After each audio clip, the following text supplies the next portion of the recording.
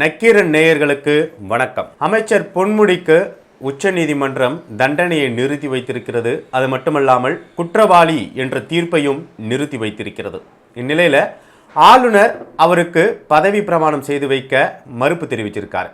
இது குறித்து நம்மிடம் கருத்துக்களை பகிர்ந்து கொள்வதற்காக இணைந்திருக்கிறார் திமுக தேர்தல் பணிக்குழு செயலாளரும் முன்னாள் சட்டமன்ற உறுப்பினருமான கடலூர் புகழேந்தி அவர்கள்.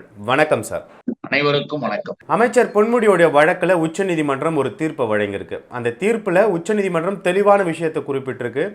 தண்டனையை நிறுத்தி வைக்கிறோம், அதே போல குற்றவாளி அப்படின்ற தீர்ப்பையும் நிறுத்தி வைக்கிறோம் அப்படின்னு குறிப்பிட்டிருக்கு. ஆனால் ஆளுநர் இந்த தீர்ப்பில் குற்றவாளி அப்படின்றத நிறுத்தி தான் வச்சிருக்காங்களே தவிர தீர்ப்பு இன்னும் வழங்கலை, அதனால அவருக்கு அமைச்சர் பதவி பிரமாணம் செய்து வைக்க முடியாது அப்படின்னு மறுப்பு தெரிவிக்கிறாரு. இது சட்டப்படி சரியா சார்? இந்த மாதிரி செயல்பட முடியுமா ஆளுநரால? இன்றைக்கு நம்முடைய தமிழ்நாட்டின் ஆளுநராக இருக்கிற RSS ரவி, அந்த ரவி சட்ட அறிவு என்பது அரைகுறை என்பது மட்டுமல்ல, ஒட்டுமொத்தமாகவே ஒண்ணும் இல்லை என்பதை உலகத்திற்கு வெளிப்படுத்தியிருக்கிறார்.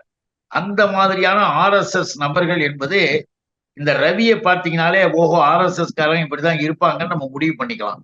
ஒண்ணுமே விவரம் இல்லாத ஒரு ஆளாக, ஏன்னா தெளிவாக சுப்ரீம் கோர்ட்ல ஏற்கனவே டிசம்பர் மாசம் அவருக்கு தண்டனை கொடுத்தது லோயர் கோர்ட். மார்ச் மாதம் நம்முடைய உச்ச நீதிமன்றம் தெளிவாக ஸ்டே பண்ணிச்சு, அப்பீல் டேக் ஓவர் பண்ணிச்சு, இப்ப எடுத்து அது விசாரணையில் இருக்கு. இந்த நிலையில் அவர் மிக தெளிவாக நம்முடைய மூத்த வழக்கறிஞர்கள், என்னுடைய அன்பு சகோதரர் மிஸ்டர் வில்சன் அவர்கள், அட்வொகேட் வில்சன் அவர்கள் மிக தெளிவாக தன்னுடைய அறிக்கையில் கூட சொல்லியிருக்கார்.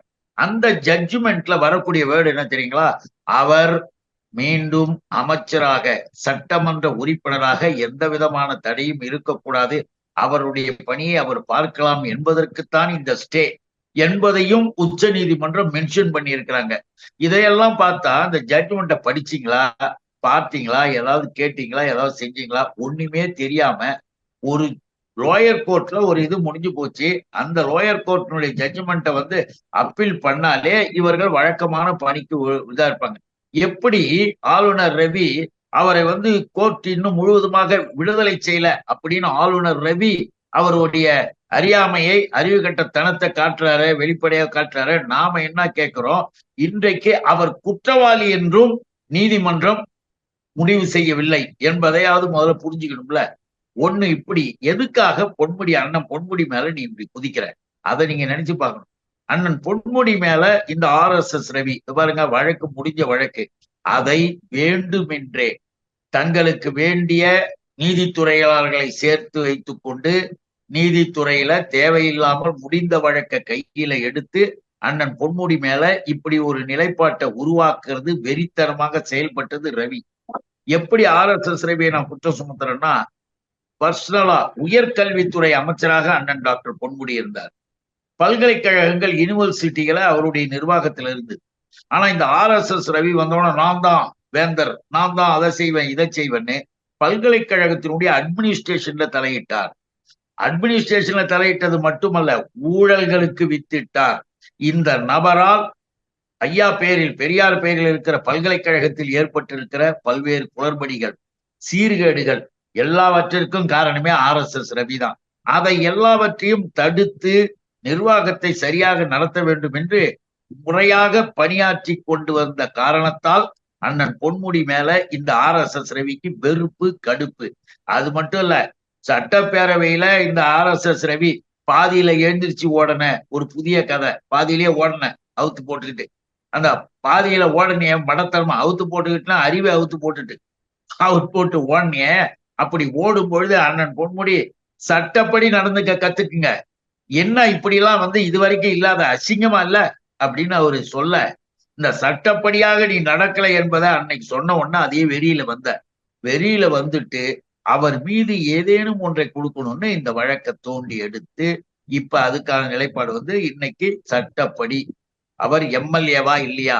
ஆளுநர் அறிவுக்கு முதல்ல இதை சொல்லணும். பேரவைத் தலைவர் அவர்கள் தன்னுடைய அந்த கிருஷ்ணகிரி தொகுதியில காலியாக இருந்தது என்பது நீக்கப்பட்டது மட்டுமல்ல, அது ஏற்றுக்கொள்ளப்பட்டு தேர்தல் ஆணையத்தால், அதுதான் இப்ப திருக்கோவிலூர் சட்டமன்ற தொகுதி முதல்ல உயர்நீதிமன்ற தீர்ப்பை தொடர்ந்து காலியாக அறிவிக்கப்பட்டது. அதனைத் தொடர்ந்து உச்சநீதிமன்றத்தில் ஒரு ஸ்டே வாங்குறாங்க. குற்றவாளி அப்படின்ற தீர்ப்புக்கும் ஸ்டே வாங்கியிருக்காங்க. அதனைத் தொடர்ந்து பொன்முடி அவர்கள் திருக்கோவிலூர் சட்டமன்ற உறுப்பினராக தொடரலாம் அப்படின்னு தேர்தல் ஆணையத்திற்கு சபாநாயகர் அப்பாவு கடிதம் எழுதுறாரு. அது பெற்றுக்கொள்ளவும் படுது, ஏற்றுக்கொள்ளவும் படுது. இந்நிலையில் இந்த பதவி பிரமாணத்திற்கு பின்னாடி நீங்கள் சொன்ன மாதிரியான ஒரு தனிப்பட்ட வெறுப்பு தான் காரணமா? சட்ட பிரச்சனைகள் எதுவுமே இந்த இந்த விஷயத்துல இல்லையா?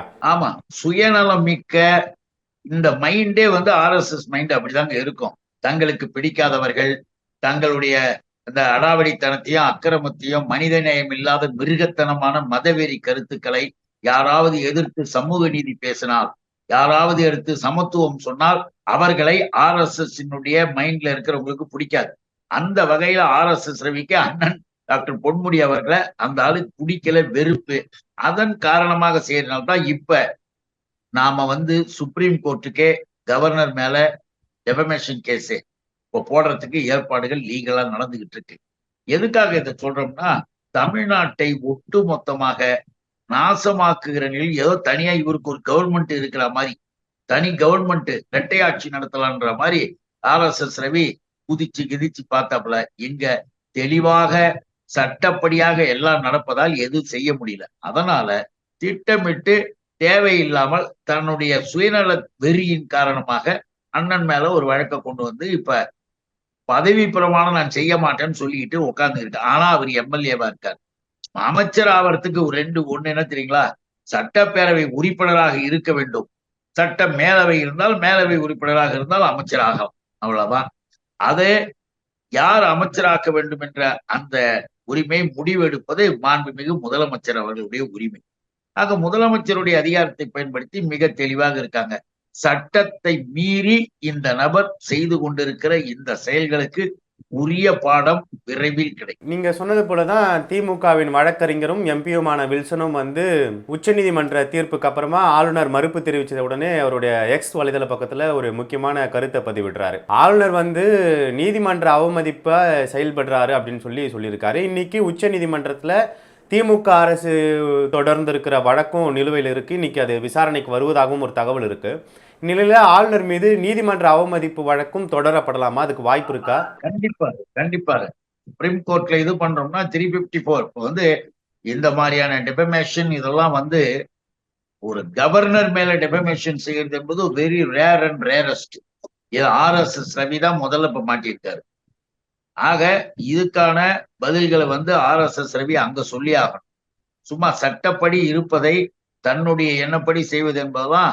மோடி ஒருவேளை திரும்ப ஆட்சிக்கு வந்துட்டா எல்லாமே கான்ஸ்டிடியூஷன் லாவை மாத்தி, இந்தியன் பீனல் கோடு இந்திய தண்டனை சட்டத்தை மாற்றி, RSSக்குன்னு தனியாக ஒரு சட்டத்தை இயற்றி மோடி அரசாங்கம் செஞ்சு நாட்டை நாசமாக்கலாம். ஆனா இன்னைக்கு ஒழுங்கான முறையான இந்திய சட்டங்கள் இருக்கு.